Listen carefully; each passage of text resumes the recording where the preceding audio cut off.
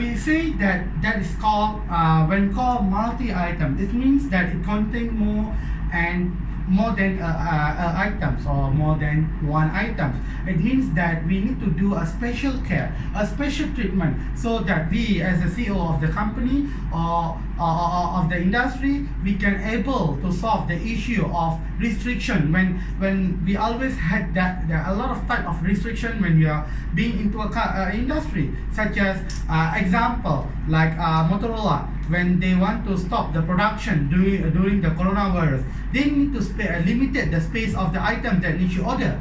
So it means that they need to make sure they order at the optimum level. Next, let's look back again when Intel is doing production. They are the frontliners of the industry, so they cannot stop the production. But do remember, is it they have enough material from China?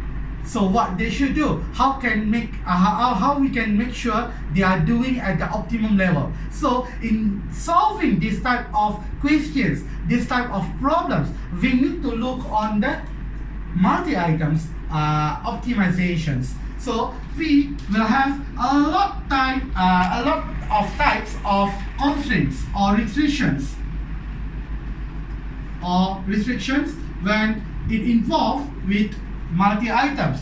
For single items, it's very easy because we just will look at the optimal quantity level. But in the optimizations, we call non-constraint optimization problem, where we consider a lot of constraint or restrictions. We need to look details, the restriction and how we can try to solve it.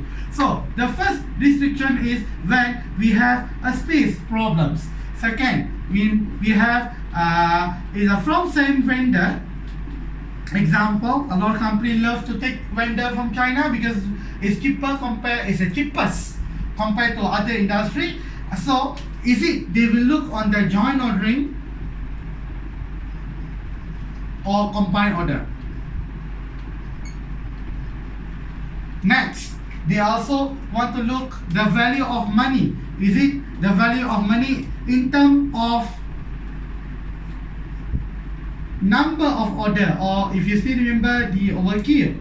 And we also would like to see about different type of constraint or restrictions when this type of items is involved. It means when there is more items.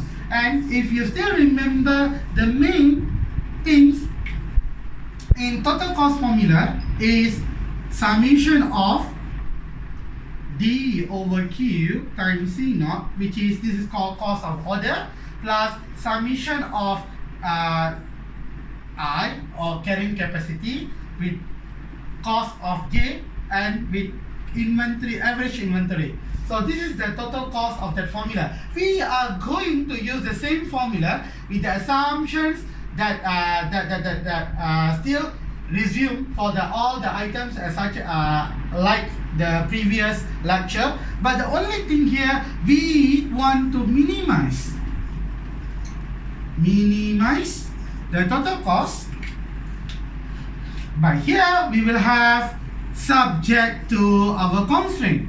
The constraint that we are looking here, we are having here. So we will look summation of C, J, Q, J equals to C.